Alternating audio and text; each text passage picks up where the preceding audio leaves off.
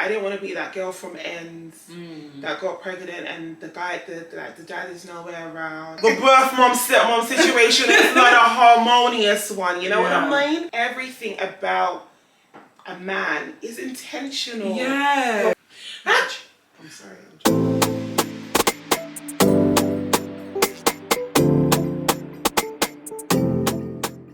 Hi YouTube, it's your girl Djena and welcome back to my channel. If you are new here, welcome. Go on ahead and subscribe because this is the place to be. If you are a returning subscriber, what it do, baby? What it do? Today I am here with a very good friend of mine. In fact, I say she's the little sister that God gave me. Her name is Priscilla and she's a little shy, so y'all gotta go easy on her, okay? Be nice to her. Cause she's shy. Bree, do you want to introduce yourself? Like socially or professionally? Everything, Lee, Bree. Okay. Start off socially and then move into professionally.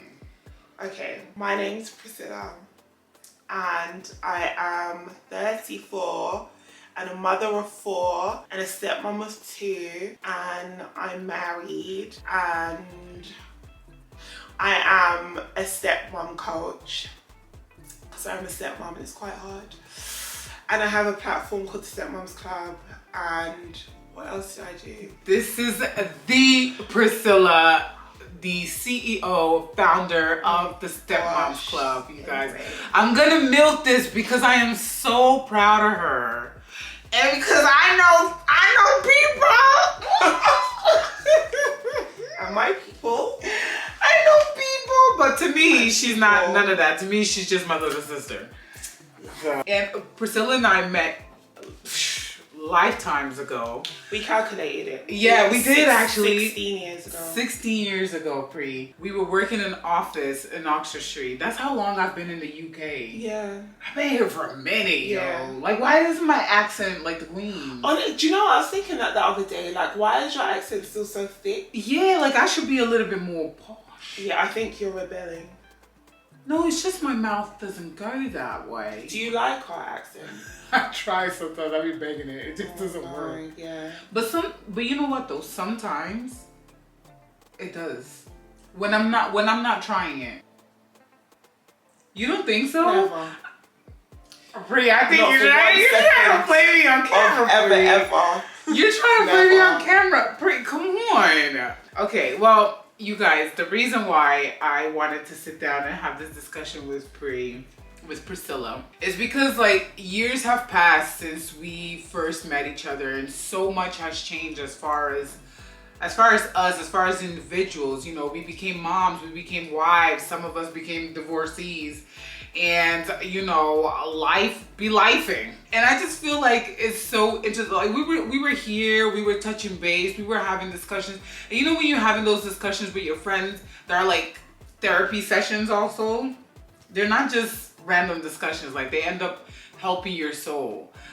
We were having some of those and I'm like, yo, like we should sit down and talk about things. Like bring the conversation to you people. Cause I feel like so like I bet y'all gonna be relating to this along with us. Yeah. Okay. And y'all gonna have y'all's like your 2 cents to say. Add them into the comment section down below. Don't be scared. Okay. And I would suggest you grab a drink and a snack. This is the first cheese board I've ever had in front of me and I'm being introduced to a whole new world. So, are we for the cheese board? Yeah, I'm going to try it. And you can do anything and everything with it. Yeah, I'll probably have like crisp and chocolate on it though. Bree, you had your first child when you were quite young. Is that okay for us to talk about that? Yeah. Yeah. How old were you when you had your first child? I was 21. So I was carrying her while I was 21, but she was born a month before my birthday. So she was born and then I turned 22 a month later. So I don't know, I guess 22, 21, 22, yeah? 21 soon. I had my first child when I was 28. Yeah. And I feel like I was still not prepared. Yeah. Yeah. But then you had your last child, you were how old? 32. King was born at 32. What is the difference between having a child at 21 and at 32? See, this is not an easy question because I feel like now that I have a boy, so I have 3 girls, and my last born is a boy, and I feel like a new parent altogether because boys are on some next level. Like I have a newfound respect for boy mums. Because I have 2 of them back to back. honestly, I if I ever get pregnant again, I probably don't want a boy. Because I just think, yeah, they're just a bit... Like, I know you can get, like, mellow boys, but I think it's a rarity. I think boys... I already thought boys bounce off walls, but now having one, I know for sure that they do. And I just feel like, yeah, I'm just having to learn new things. And obviously, you kind of raise daughters like yourself because you're a female already. But with King, that's his name, I'm conscious on how to raise a man, if you like. And I don't like mama's boys, so I don't want to I don't want to contribute another one. I want my daughter-in-law to love me, so I don't want her to hate me. Well, hopefully our children will let us filter the women that they choose as partners, and then we can guide them and get them a good girl, because we don't want none of these nonsense at all. Little fresh young things I've been seeing walking around the high schools nearby. Did you see the girl? Yeah, we saw them kissing, right? How about the gates to the school are right here? So in the morning they're all there, effing and shitting and everything coming out of the mouth. If you hear the conversations I used to hear walking out of this place in the morning, wild.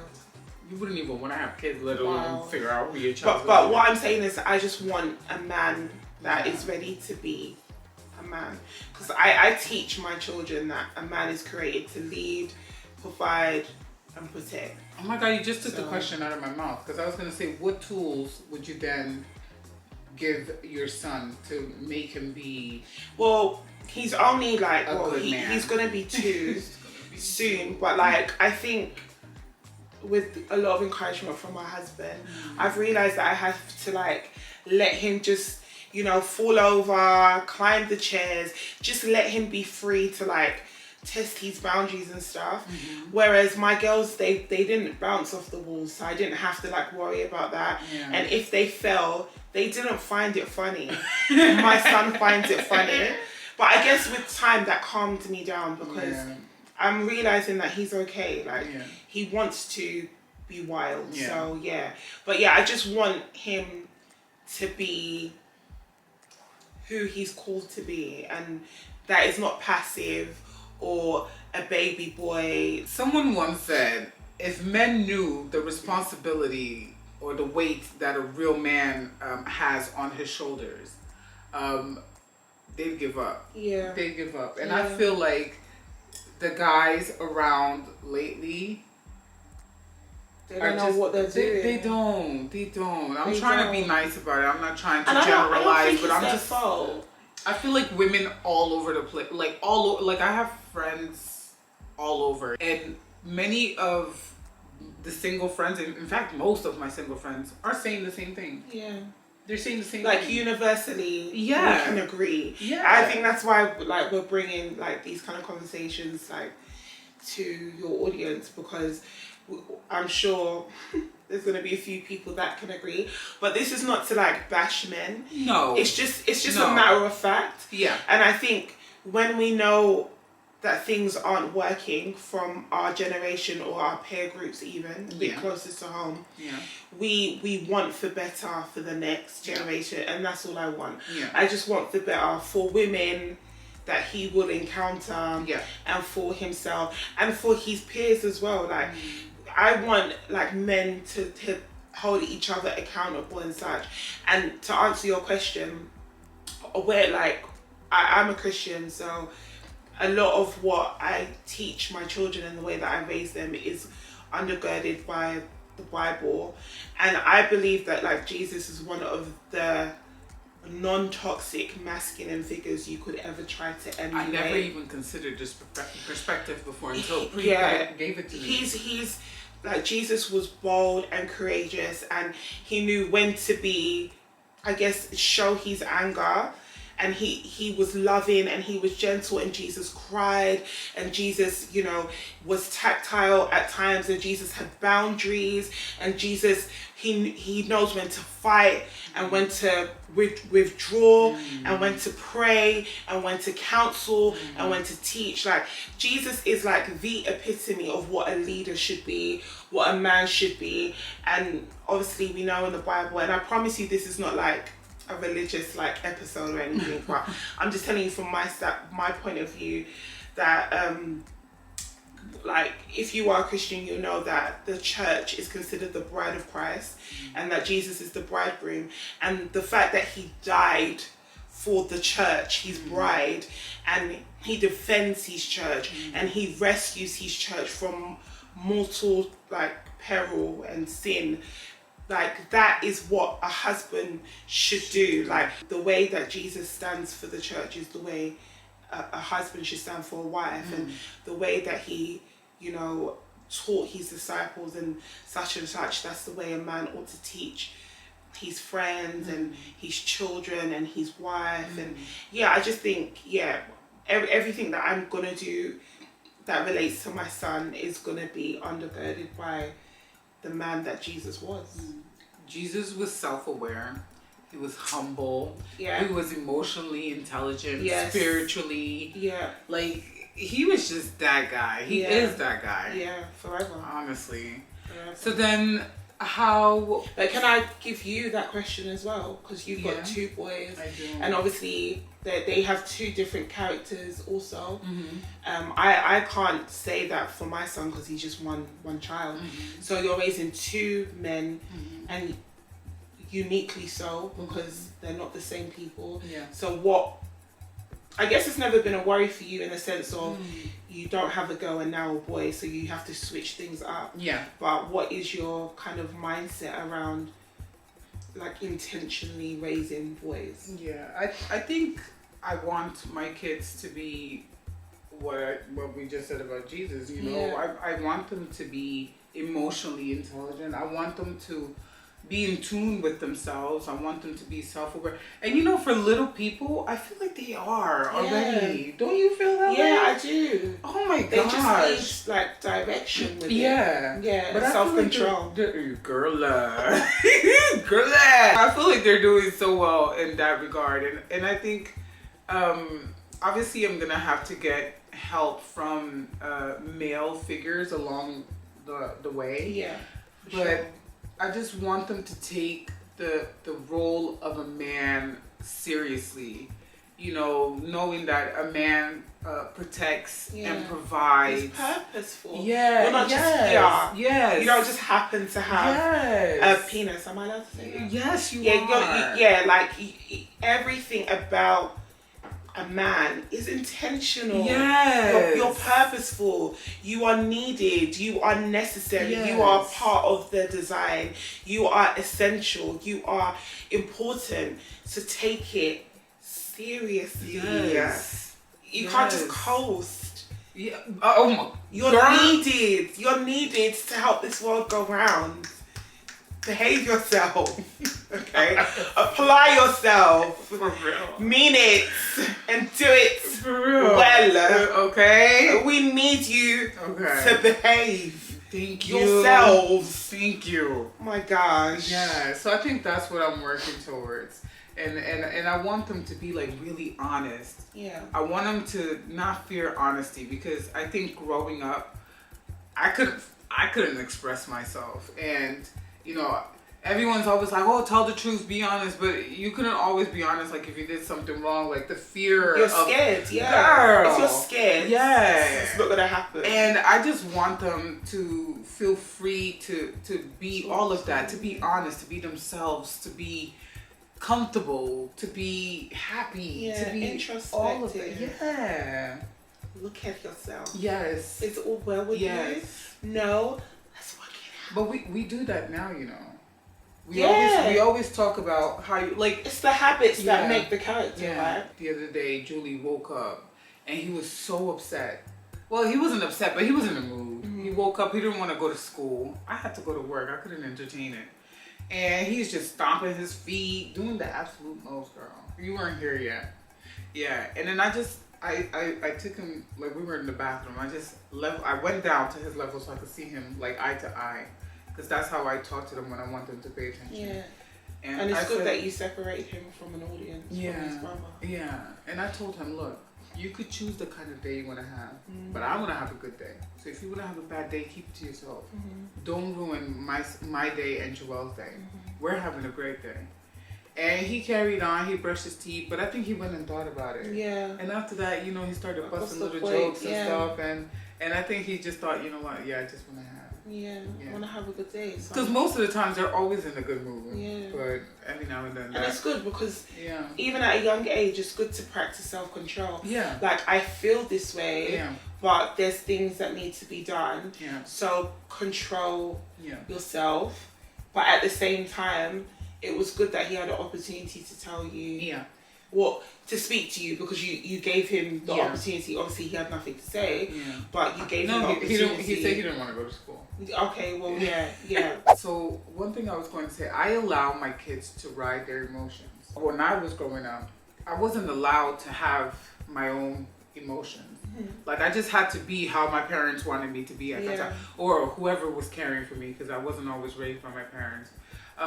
So, like, I didn't know the difference between, like, I knew when I was upset, but I didn't know the difference between being, like, hurt, being anxious, I didn't know, because it was either, you know, you're in pain or you're happy, but you're not allowed to be anything else.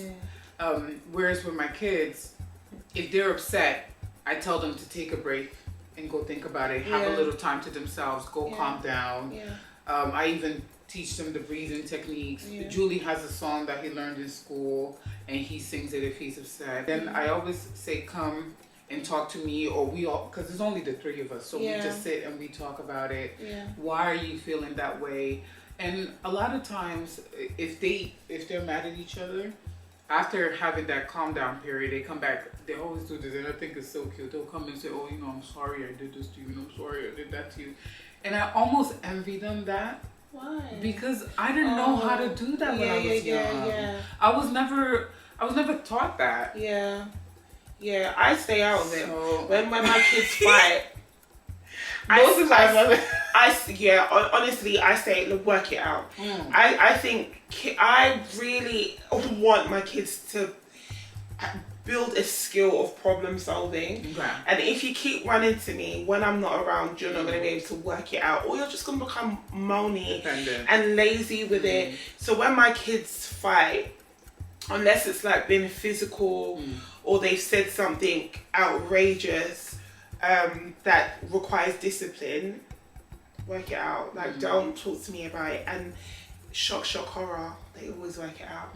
They always work it out. And I think it's so important because, and I homeschool my children, so I think it's so important because I try to tell them that your friends are your siblings, and if you can manage your conflict, problem solve and work it out with the idea that I love you and I want to keep you in my life kind of thing, and I want to respect you and honor you as a person in my life, they're going to go outside, and when they gather their friendship groups outside, they're going to take those same problem solving skills, relational, interpersonal skills with their friends as well, and apply. So when there's conflicts or whatever, it's not going to be like, okay, I'm not her friend anymore. It's like, okay, I value you, I love you, how can we work it out kind of thing. And an apology is always necessary, even if you don't feel like doing it. But I guess beyond it all, I know that my children, and most children, they don't know why they do what they do. They really just, they don't know why they do what they do. They have these emotions and they can't always identify it anyway. I remember Joelle used to tell me, Mommy, I don't know why my brain told me to do that. And you have to believe them. You have to, like, sometimes you know your own kids. Sometimes you know you're a liar. You know why you did it. But then sometimes as well, they don't know why they did it. But because we're adults, we've had experiences, and generally, like, we can foresee and see things, we can tell them why they did it. Yeah. It's because you're jealous. Yeah.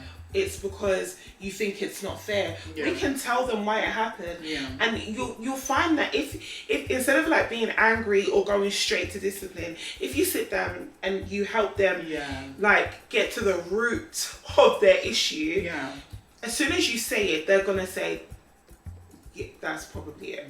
I've said this to my children. I've said, it's because you're jealous, it's your sister's birthday and she's getting all the attention and it's not yours. I think that's why it is, mummy. It'd be like that. In my head, I'm irritated that she's jealous and she's being bratty. Yeah. But she doesn't know she's jealous. Yeah. She doesn't even know what jealousy is. Yes. But I've now identified it for her. So the next time she feels it, she's like, I just feel jealous. Yeah. Or when she's acting out, I tell her, you just want attention. You want mummy's attention. So now, instead of her acting out, she says, Mummy, I want attention. I want attention. And, I love that. You know, if I've got a minute. Who's that, Shiloh? Yeah, you. Oh my God. If anyone watches this that knows me, I know you know I'm talking about Shiloh. I know you know. But yeah, like she'll just tell me, I want attention, I want attention. So like I don't have to deal like with the bad behavior because she knows what the root, like she can identify that feeling. So yeah. I love that though. Parenting's very interesting. Yeah. But all the way back to your original question that I didn't really answer is being a parent at a young age was, I don't know, I always wanted to be a mum, so it was a bit exciting. I became a single mother almost immediately, so I was grieving the ideal of how I wanted to introduce a baby.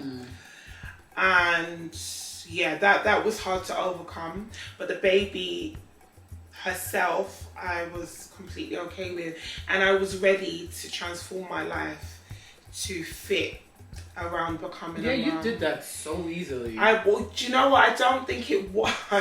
It may have looked easy, but I was in my final year of uni and I was very, very sure that I wanted to graduate. Not because I loved my course, right? I did like my course, but it wasn't because of that. It's because I really didn't want to become a stereotype. And I wish I didn't care so much because I would have relieved a lot of stress. I'm happy that you cared.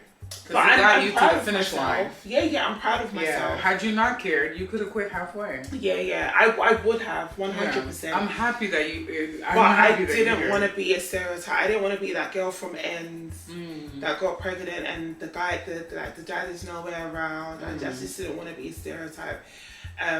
So yeah, I stuck it out, but I had to find a job as well. So I was working in my final year of uni, living at home with a mommy that was very upset, and yeah, growing a baby in my belly. Did your mom support you through this? She was very, very calm. Because for some reason she thought that I would have an abortion if she flipped out. Whoa. So it became a thing of, yes, you are my daughter, but I want my grandchild. I don't care how she's come. But I want her. Well, we didn't know it was a girl at the time. Yeah. So I just want my grandchild. She said to herself, keep it calm, but inside she was losing it. But I didn't know until one fateful day. So something happened, which I'm not gonna go. No, I'm not gonna mention, and she flipped out on me. Are you serious? She called me every name under the sun. It's not okay. Like I was on the floor crying. That's not okay. She just really let it out, and then the next day she cooked me food. She was just basically, she was saying don't sorry. African parents ever know how to apologize? She was saying like sorry. Verbally use your words and apologize for what you did. Yeah. Because you hurt me. And I have to hear that apology come out of your mouth. Yeah. I had to forgive her for it. Yeah. Because I needed her. But yeah, she fed me. And she fed me for my entire pregnancy. Like I bought a bed, she fixed it. When I come home from work, she had fixed it. Like my mum, like she was perfect and beautiful for my entire pregnancy. She really tried. She really apologized. Yeah. And then later on, she told me, she did confess. She was like, I was scared if I showed you how angry I was that you would have an abortion. So, yeah. Do you think it's okay for us to accept people's different forms of apologies. Because I've encountered different forms of apologies. I've had people who actually, verbalize their apologies. Other people who express their apologies through acts of service. Others who, I don't know, I always feel like I need to hear those words come out of your mouth. How do you feel? Like you're happy, or does it depend on who it is? Okay, so I'm not happy about the various personalities I encounter because I'm one person and I have my preferences. But because I'm a Christian, my whole mindset is I'm gonna hold you to one standard, and that's the standard that Christ holds us all to, because we are different, we are all unique, and we all have our own preferences, right? And sometimes it's hard to know how, it depends on the degree of relationship you have with each person that may have offended you. Yeah. But I just think if I love you and I want you in my life, I'm gonna accept whatever you give me, as long as I know it's sincere. I don't know. I struggle to accept acts of kindness. Maybe I need to work on that. But do you I feel like being rooted in your religion helps you navigate life so much better. But even if you have no religion at all, it boils down to this: do you want them in your life? Is it worth your relationship? Do you want peace? Well, if the person is a repeat offender, then I think that you need to. Sometimes I feel like when people are doing the same things over and over again, you need to verbalize what it is that you're doing, because that's the only way you're going to acknowledge that you're doing something wrong. Fair enough. Otherwise, don't keep doing it. But then, I have people in my life that.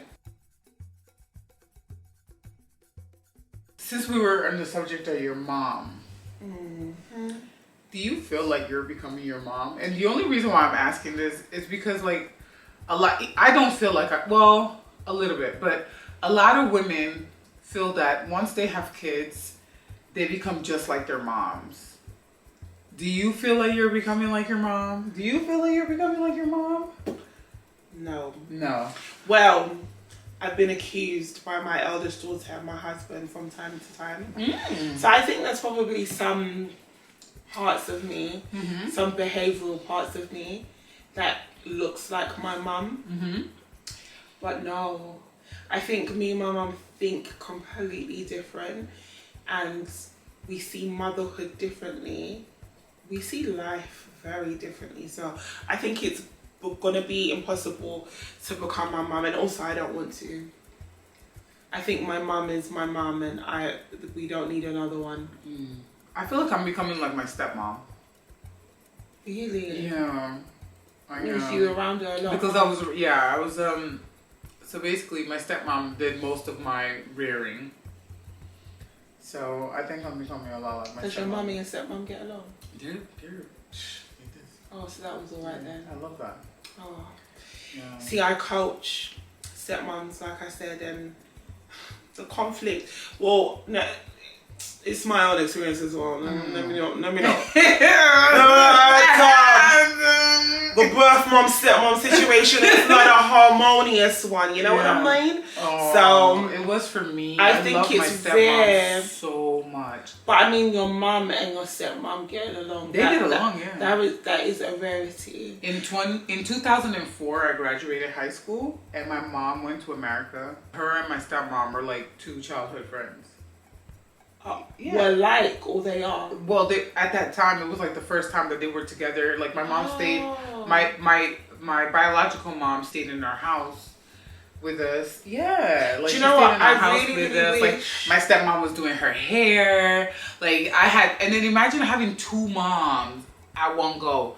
I would try to be lazy washing the dishes, and both of them would be on me. And your dad was cool. I don't remember. You know what? The funny thing is, I don't remember my dad in this. When in my memories, I don't. I think he might have been traveling. No, he was there. He was there. But when I think back to those times, I just remember just having two moms. I tried to be lazy with the dishes one day, and one of them came and started saying, "You're not washing the dishes right." And then the other one came and said, "This is what I tell her all the time." And I was like, come on. But also beautiful. Yeah. Because, do you know what? I love my stepmom and my mom so much. Like, I hope DJ doesn't zoom in on like the faces that I've pulled, but if she does, it's literally only because it's hard to imagine that, only because everything that we see is negative, like in talk shows, online and stuff like that. So whenever we hear about like stepmoms and birth mums, bye-bye, reconciling, yeah, and things like this, it's rare. And even still, you want to know the details of like, how did you get to this place of peace?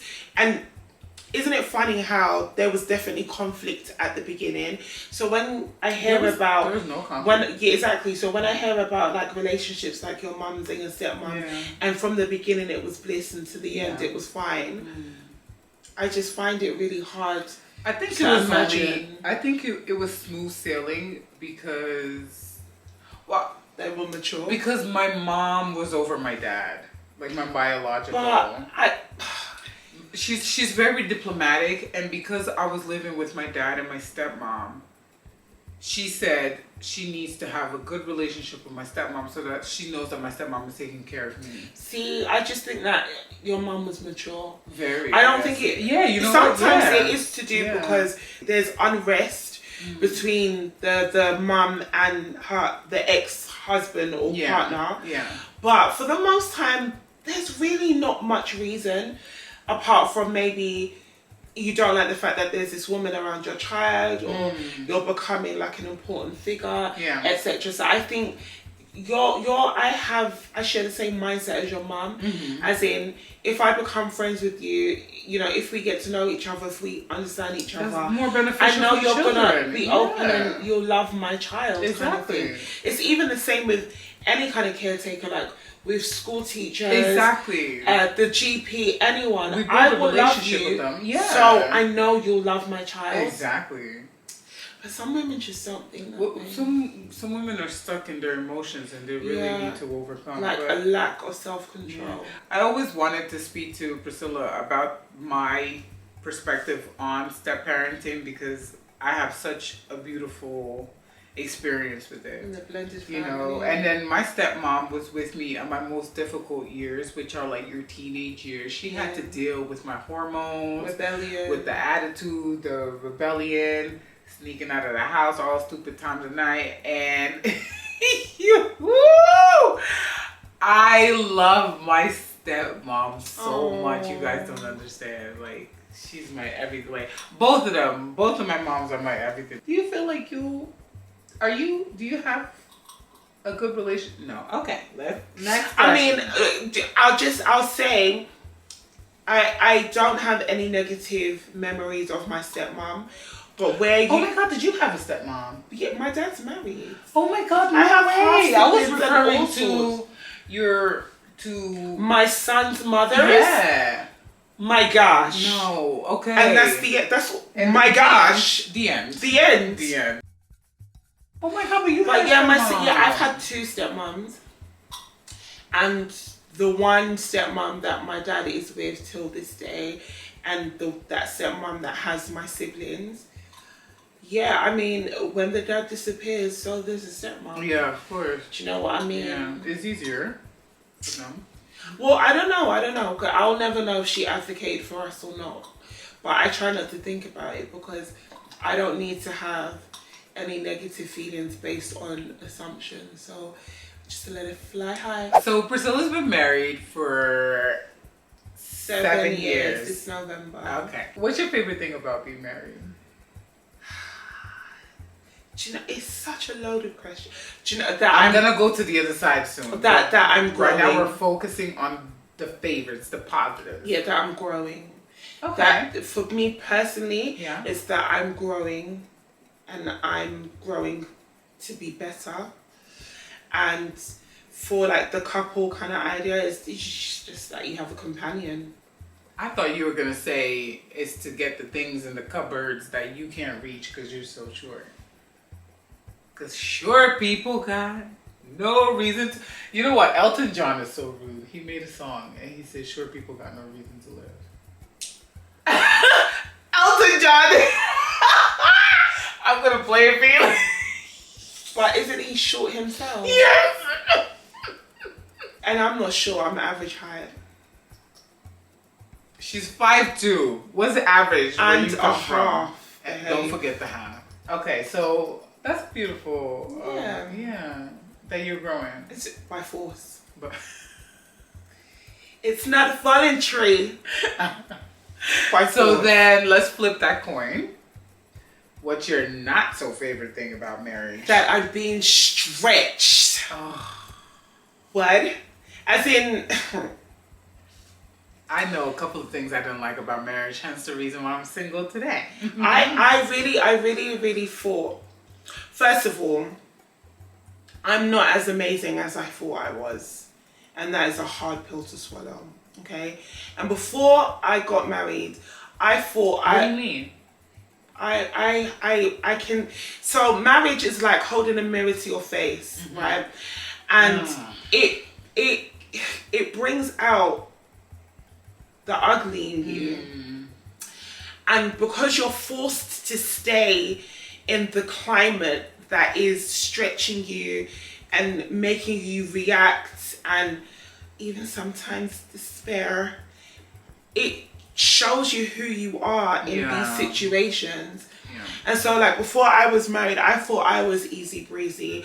I thought I was ready for I can submit to a man. I want to submit to. No, I didn't. I'm a liar. When I got married, I'm gonna be submissive. I'm a liar. I was very independent in my head. He says let's go left. I think we should go right. Really? You challenged? And I didn't even mean to. I just thought. Just naturally. I just thought I was one way, but marriage showed me I wasn't.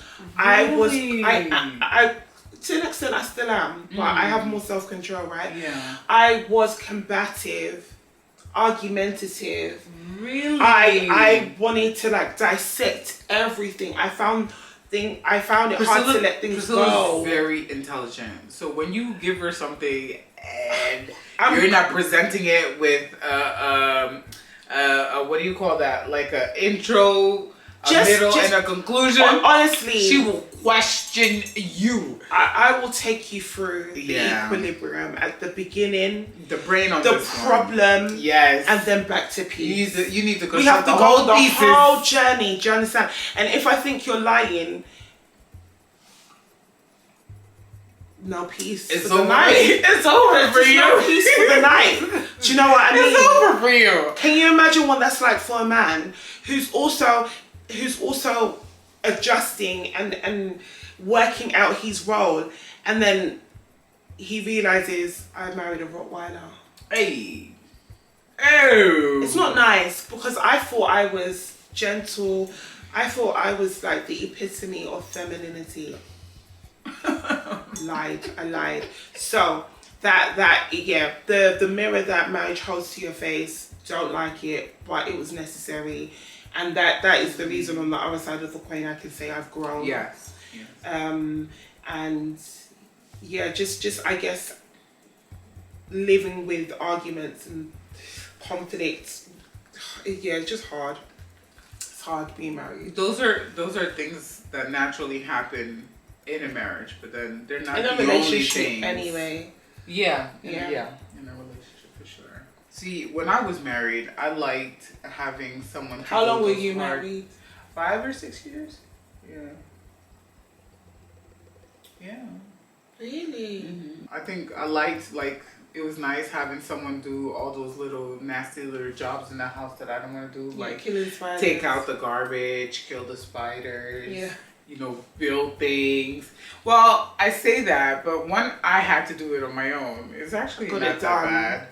Got it done, didn't it? Yeah. Like you don't realize how smart you are, how productive you are, how everything you are until you have to be. Yeah. Okay, but what was good about being married?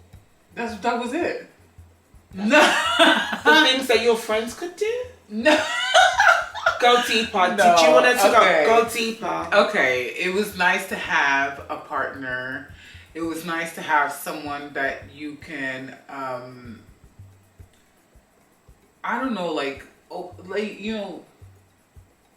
what is the word? I'm thinking of the word in Portuguese and I can't think of it in English. You tell me the word and I'll translate. Despejar. Despejar is when throwing everything on you. Like, you know, you come home and you want to talk about something. Oh, when you just offload. tell them, yes, offload. Offload to that person, the good, the bad, the ugly, the pretty, everything. So I kind of miss having a person like that. A person. A person, not necessarily that person, but a person like that. And so, what was so if the reason why you're no longer like emotionally married, what was hard? What was hard? Challenging about being married. I think what made me lose interest in marriage is realizing that marriage altogether, or just with that person? With that person. Okay. I still believe in marriage. Okay. And I'm not gonna lie, I would love to, like, in the future, even though right now I play really tough because I think it's my defense mechanism. I tell myself that I don't want anyone. But it's just my defense mechanism. If I was to find like a nice person, I would want to be married later on in life. Just not right now. Just not right now, please. No. Yeah, but right now I just want someone to treat me nice and take me out to dinner. Yeah. But I felt like I had another child on top of me. I felt like financially I had to be the head of the household. Although sometimes, even though the other person made more, it was my head that made sure that we stayed afloat. Yeah. And then I was the one that, you know, whenever we had a problem, I had to figure out the solution. I was a problem solver. I was everything. And like, I got tired. I want somebody to take care of me. Yeah. Like, I've been doing that for myself since I was 17 when I left my parents' house. Like, I am exhausted. I just want someone to take care of me. But I think what it is that we're forced to get into these masculine roles that you were saying earlier. And I had to get on my masculine bag to make things happen. Because if I didn't, we'd still be sitting in Guinea-Bissau looking at each other. I mean, you know, okay, I'm getting really deep here. And I think in doing that, I made it easier for the other person to relax. Yeah. Become passive. Yeah. Because they knew that whether they did or not, something would happen. Yeah, it got done. Yeah, and I feel like a lot of women do this, and we have to stop doing it. But then at the same time, it's like, if you stop doing it, and your life doesn't go forward. Yeah. I saw this tweet saying, oh no, I can't even remember it now. And it was worded so nicely, but I'm going to have to paraphrase basically.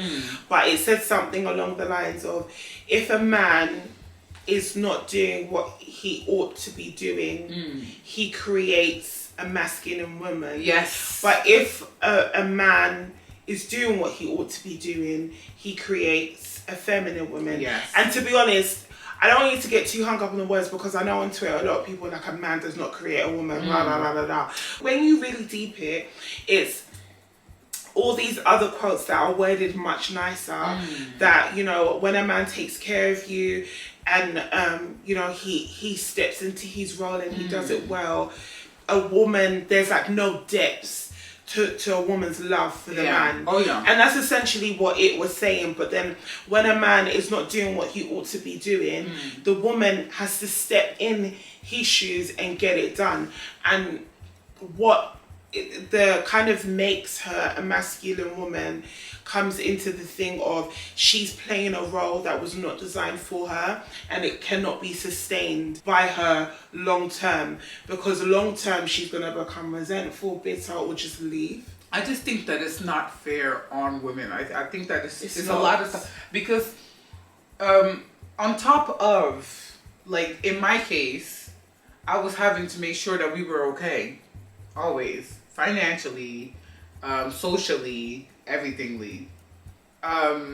Even though the harder things in the household, like, you know, arranging things in the house, the other person did it.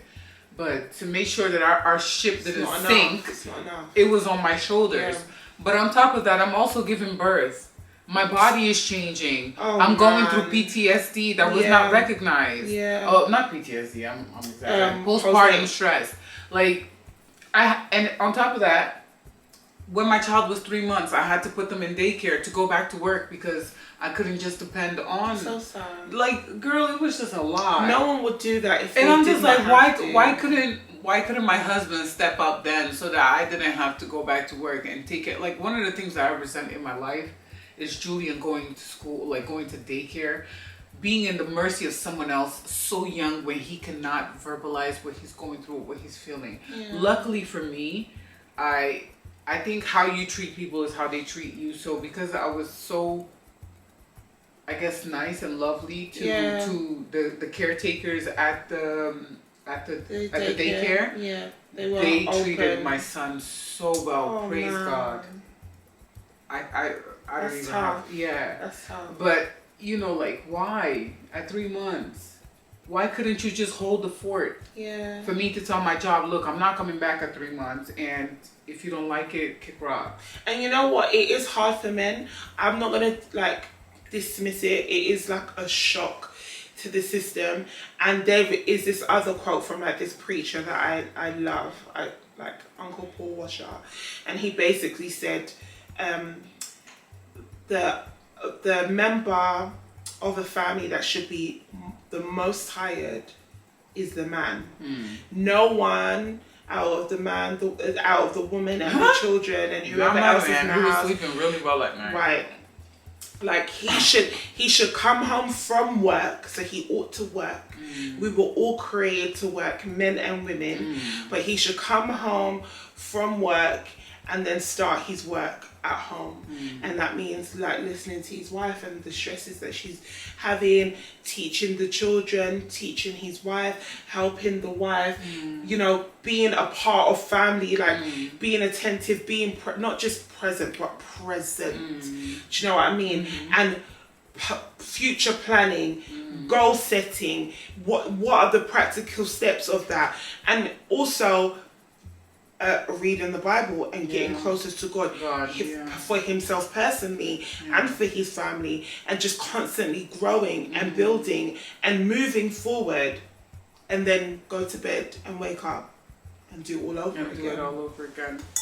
And ultimately, but when God that sustains you, you know what, when you know what your purpose is in this world, like if you're a man and you're proud to be a man and to be a father and to be a leader of your family, you do that. You hone it. Yeah, you do hone it. You do it. Practice it proudly. It's not an inconvenience for you. It's not a burden. Yes, it's not a burden for you because so many years. Yeah, like my wife is moaning again. My wife is moaning. No, consume it. Because the role of a man should not be taken lightly. Yeah, and likewise a woman. And likewise, a woman. Indeed. A woman ought to uplift her man. Yes. Hold him down. Yes. Raise the children. Yes. Okay. She can work in any capacity, whether that's being a stay-at-home mom or going out to work, as long as the work outside does not overtake the work at home. Right. She ought to be learning herself and teaching the children herself. Yeah. She has a weight on her also. I mean, the mother is the heart of the home. If she's not okay, the vibes are being felt. There is self-control that the woman ought to have as well, because women are very emotional. Right? But because you're sad doesn't mean everybody has to feel it in the house. Contain it. Practice self-control. These things are not easy. These things are not easy. And the complementary balance of a man and a woman in this partnership, it's not an easy one to like perfect. Do you know what I mean? It's not easy. Marriage is trial and error. Absolutely. And marriage, it ought to stretch you.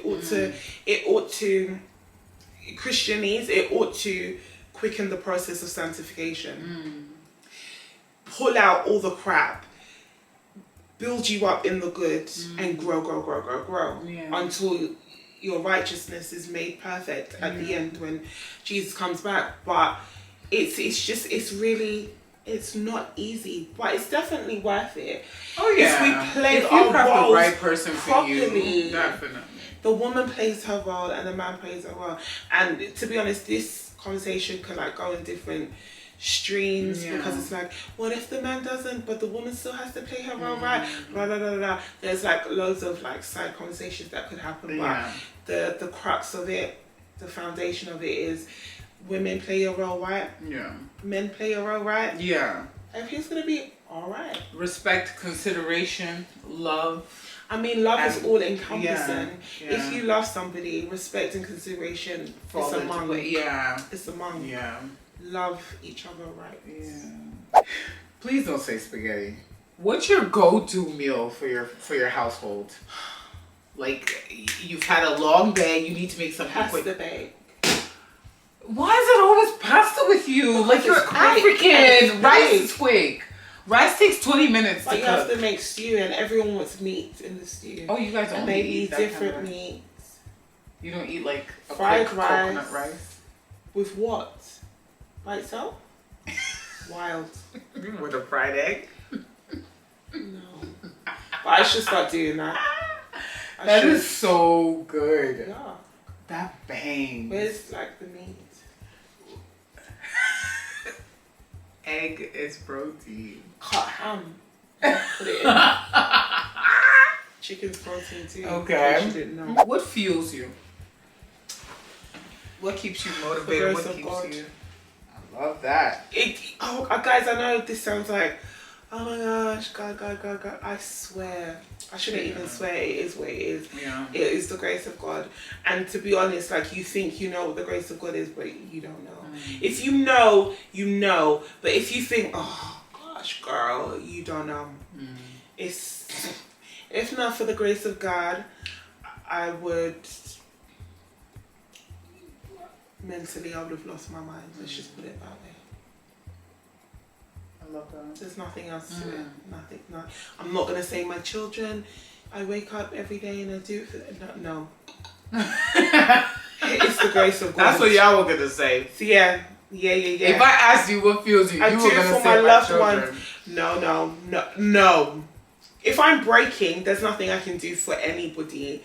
It's God that binds me up with love, and then I pour it out, and then I go to bed and I say thank you, and then I wake up and I say, God, refresh. Refill on that grace, please. Please. What's one thing that your children have taught you? That my children have taught me. Stay humble. Because them kids will catch you out. Yo! Stay humble. So you can imagine, I be preaching all the time, okay? I'm, teaching them moral standards. I'm teaching them love, kindness, peace, forgiveness, all that good stuff. It's bad to swear. Blah, blah, blah, blah, blah. And when you talk a lot, and as parents, you do talk a lot, them kids, for their own good, they are taking it in. They're taking it in so much so that when you fall out of step of what you've said, they are quick. But you said, I thought you said though, but Mom, that's not good. And you have to stay humble in a sense of, you're right, I'm sorry, I was wrong. Or actually, you're right, I forgot. Or actually, do you know what? That's a good point. I'm going to do it this way. Stay humble. Because if you're on your high horse... And it'll always be the little ones that humble you the most. All of them. The old ones. Really? All of them. Yeah. Quick. Yeah. So if you don't stay humble, when your child corrects you, there's one of two things. You're going to ignore them, or you're going to shout at them. You're going to shut them down. Like, do as I say, not as I do type thing. Stay humble. And I'll tell you what, if you stay humble, they'll know, okay, Mummy's human. She doesn't always get it right, but she corrects herself. So I'm going to correct myself when I get it wrong too. Got an example. Gotta be that example. I love that. And then I go to the kitchen like, I told you the story about Joel, that we ate on the couch. And, I gave him the whole prep before sitting on the couch. Be careful with your bowl. Don't dirty nothing. Make sure you eat properly so that you don't get no food on the couch. And lo and behold, what did I do when I sat down? I got food on the couch. And had it been vice versa, had he gotten food on the couch, I would have lost my tits. He turned to me and said, "It's okay, mommy. We all make mistakes." Priya, I wanted to cry. But also, he might have said that because he's trying to like bank it up for when he does it. For when he does it. Remember when I said it was okay? But nonetheless, mommy? he got me. He's smart. He got me. I was real emotional. That's good. It was such a humbling moment. Yeah. Because I know had it been vice versa, I would have went a ham on him. But he is showing you what you've taught him. Yeah, I guess. So just make sure you continue to stay humble. Yeah. Stay humble, folks. These kids will catch you on the front lane.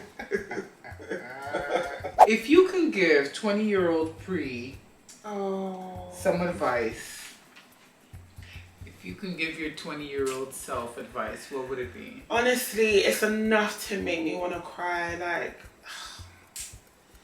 I honestly wish I was this person when I was younger. But, do you know, I don't know what I could have told her, because I really strived to become this person. Like, I wanted to be good and do good. No one is good, right? But I wanted to be better than I was before. But I think if I had to tell her anything, is you are gonna come good. Like, you are gonna make it. It's hard. It's really, like, I feel it, but it's hard to articulate it, and that is hard for me because, for real, I'm very articulate. She never goes. I can really articulate She's never at a loss for words. But that's actually an emotional question. Really? I think one day I might write a letter to myself. But you just want to tell yourself that you're gonna be okay, Mama. Because I really am okay. I was not okay, but I really am okay. And to be honest, I can't mark the moments that led me to this place, but consistently I know it was God's. Like, it. Do you know what? Have you guys ever heard of like the footprints in the sand? Like, I heard of that. When I was broken and I couldn't see a way forward, and I looked back and I could only see one set of footprints in the sand, and then I realized it was God holding me all along. Sorry, I'm just. Oh, she American? But I love that. It's like a poem, and like it's like an imagery that is played, and I don't even think you have to be religious like to have heard that. Yeah. But it's literally that. If I look back on the road that I've walked, I'm only gonna see one set of footprints, and I'm gonna know it's not mine. It was definitely God's, because I can't remember how I made it, but I made it. Yeah. And I don't even think I'm emotionally ready to tell you all the hurdles I've had to jump. Yeah. But I've made it, and I almost can't believe it, but obviously I can, because I'm here and I'm actually okay. Like, the hurt that I got from my dad, the turbulent relationship I've had with my mom. How long has this been going on? Honestly, should we dip into that? It's probably going to have to be a part 2. But, man, I can say hand on heart, I don't hold any hate for anyone. I'm free. I love that. Free. I love that. For everyone that's done you wrong in the past. I'm free. Like, I love that. How did you get there? Honestly, God. Yeah. Like, if you read your Bible, or you know anyone that is a Christian, like, the scriptures, and I know this is not easy for some people, because it's like, you hurt me, I'm going to feel my anger. I feel my anger. No one cares. that person is laughing and going about their life. Yes, And also, that's the worst thing. I believe that God is not a man that he cannot lie. Okay, God is a God of love, not of love. God is love, but God is also just. And when God says that vengeance is mine, so that we don't have to seek it out, I believe it. Everyone, including me, will stand accountable to God for the things that we said and did. That does not scare me. That gives me peace. Because everyone that wounded me, guess what? You're going to have to stand before. So, the memory card is acting up. I don't know if it's trying to say something, but... We're talking so much. You trying to say something? So, we're going to have to cut this video short. If you can say that, because I think the video quite loud. But I hope you guys have enjoyed the conversation. And is there anything you wanna add? I think where we left off before the camera cut off, you were just saying to... Yeah, I was just saying that God is just. And, you know, the fact of the matter is I don't need to seek out revenge for anything at all. All I need to do is make sure that I'm staying correct.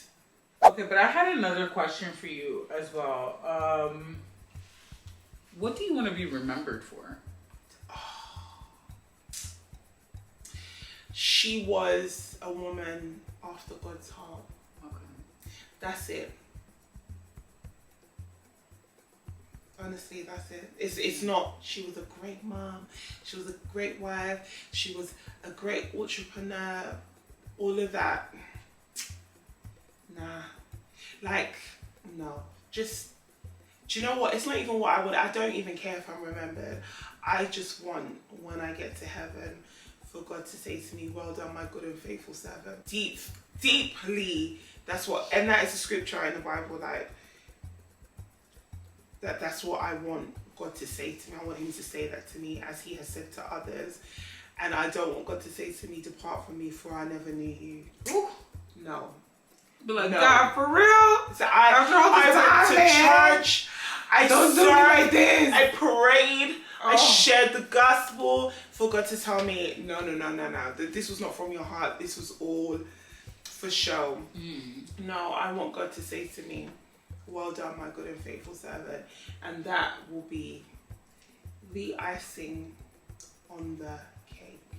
Aside from actually making it to paradise. That would be better. I was going to say, I want to be remembered for being the next Oprah Winfrey. Well, I'm going to be the next Djena. But I want to be the next Oprah Winfrey. But now you. Now I'm just like, it's fine. I'm just like, oh God, I'm sorry. I'm really distracted. I think that's snowball. Yeah. You want to have a career, yeah, and you want people to remember you for like the inspirational, helpful, teachable things that you shared. Yeah, that's noble. That's good. But I think just for me, and maybe I'm a bit too deep, but my faith is the foundation of who I am. Yeah, it is. Everything, it's so beautiful. Everything rests on that. And also, I know that when you die, you die. Whether people remember you or forget you, really is neither here or there. I know that, people are taught in history books and, on TV, in media, they'll forever be immortalized. But so what? Yeah. What is the worth of it? I know who, God rest her soul, Angela Lansbury is, Murder, She Wrote. Okay. Miss Potts. Yeah. I know who she just died this week. Or was it last week? Last week. Oh. And that made me sad. But 96 years. She lived. She lived. Yeah. I'll always remember her. Sorry, my nose is really itchy. I'll always remember her, but also okay. Do you know what I mean? So I think for me, I know God is watching me, and I just want him to tell me well done, because he's everlasting, he's eternal, like he is forever. Yeah. He is unchanging. Yeah. And I want to be with him for all eternity. And so for him to say well done, that is going to stand for all eternity. For people on this earth that is falling away, to say well done to me, that well done will fall away when that person dies or when I die. Yeah. And even if people remember me, I'll never know, because I'm dead. It's not going to fill me, it's not going to edify me. Yeah. Yeah, but I'll be alive with Christ forever. Yeah. But there's nothing wrong with any other answer, each to their own. Yeah. That's just me individually. Yeah. I also want to make God proud. But God, can I make you proud by being the next Oprah? Right. So that's it. People want to be proud, make God proud by, you know, being a good mom and taking care of the children that was entrusted to them, or being good at their work. And obviously God calls us to do everything in excellence. So if you are going to be a YouTuber, you're going to get the right lights, make sure you're putting care into it, make sure like what you put out there has been done with excellence and love and intentionality. This is good. Yeah.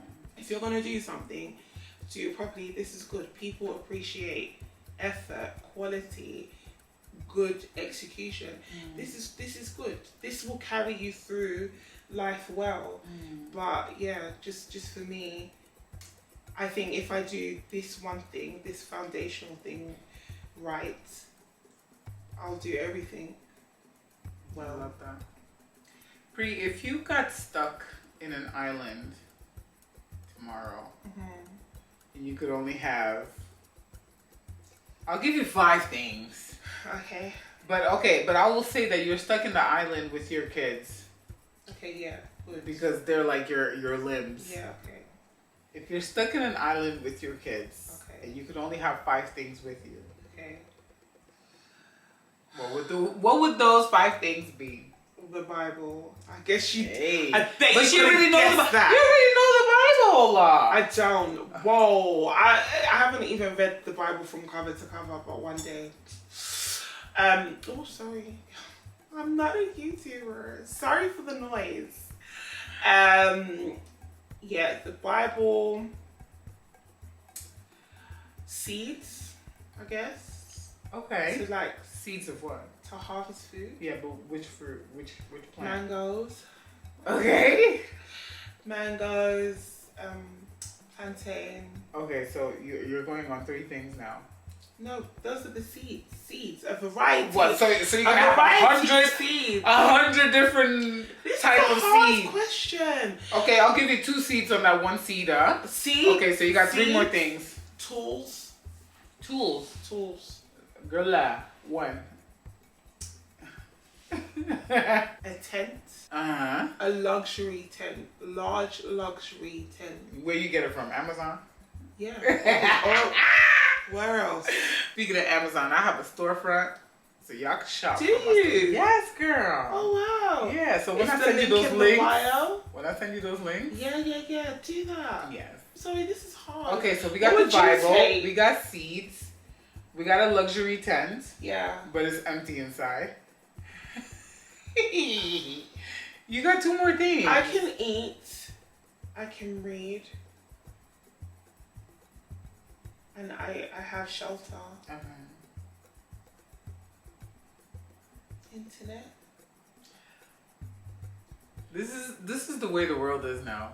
I need it. You know, when Mel Gibson was stuck in an island, all he needed was his ball. What was his ball called? Not In Mel Castaway. Gibson. Tom Cruise.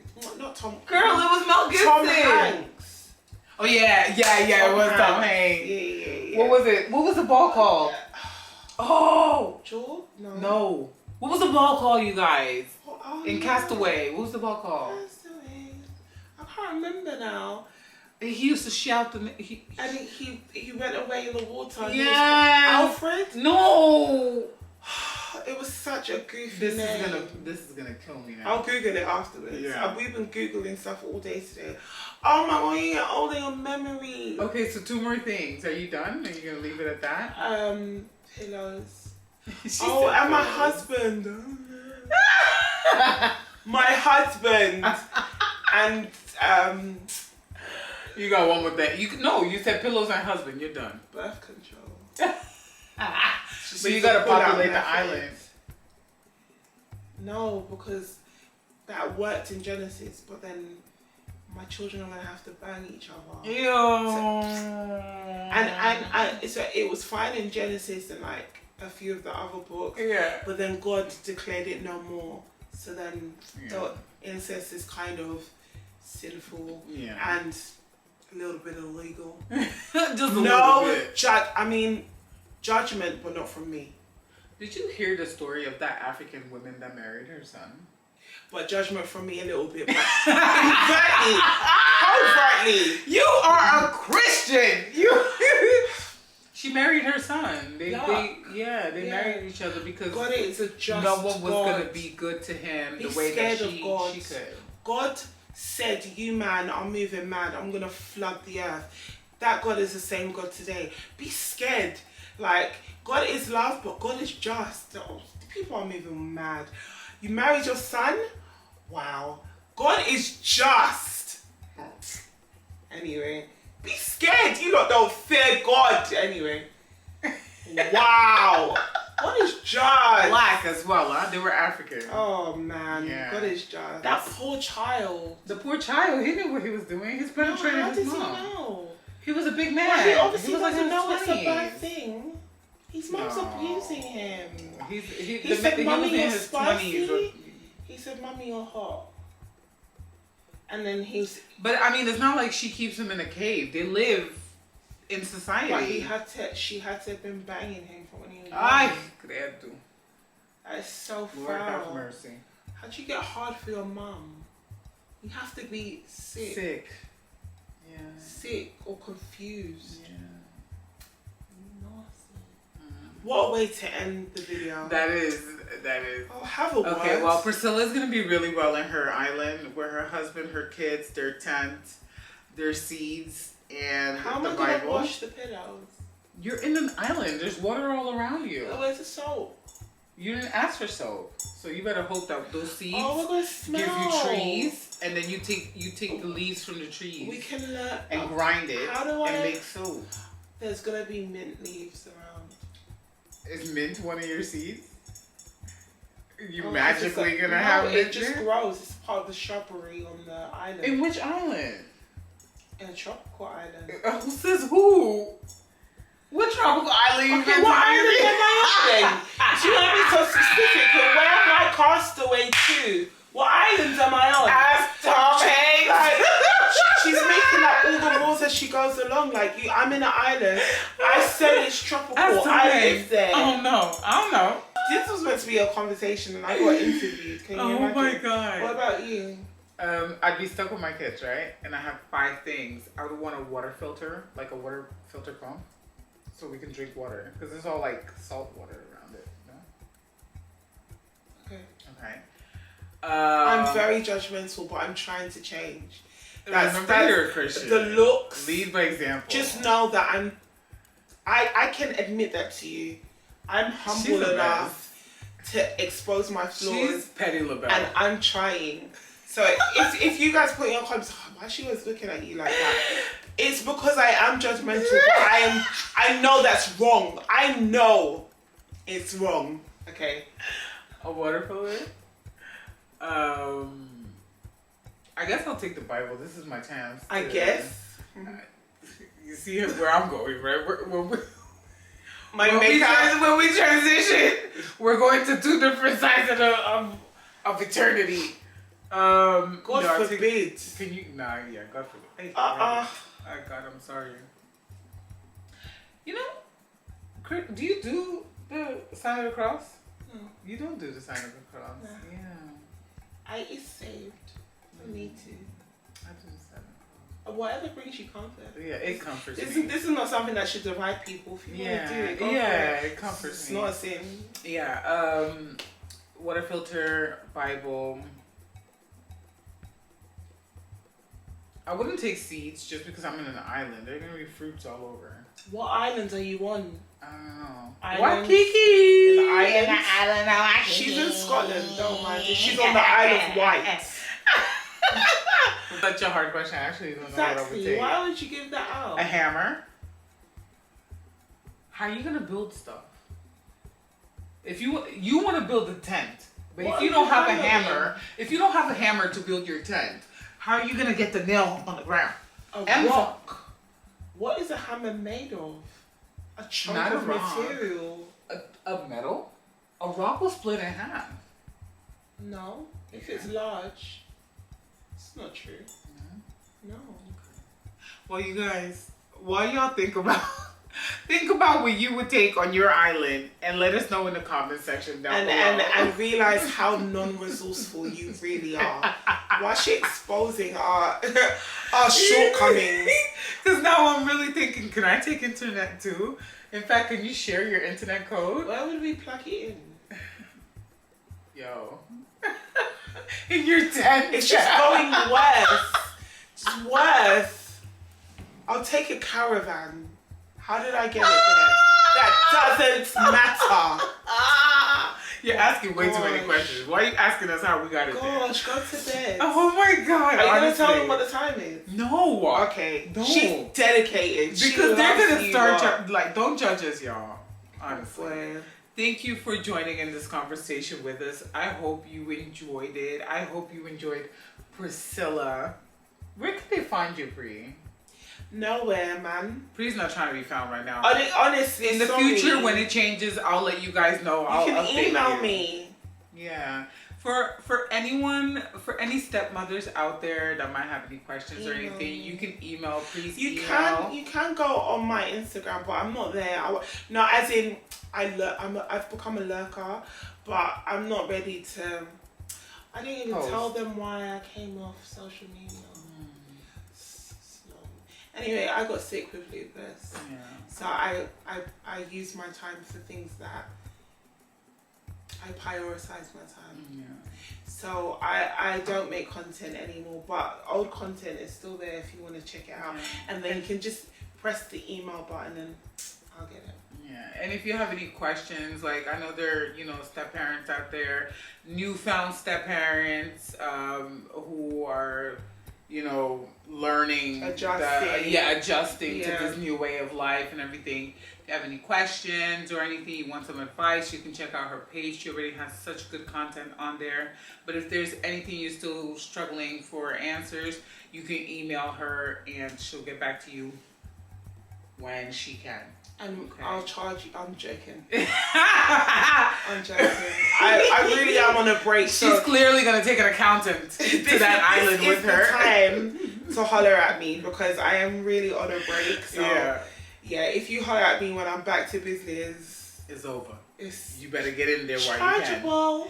Get in while you fit in. Okay, thank you so much for watching. Do not forget to subscribe to this channel. You guys, subscribe is what she means. Okay, Priscilla clearly has an issue with my tongue. Because she doesn't like when I say for y'all to subscribe to my channel. Subscribe? What is that? What does it mean?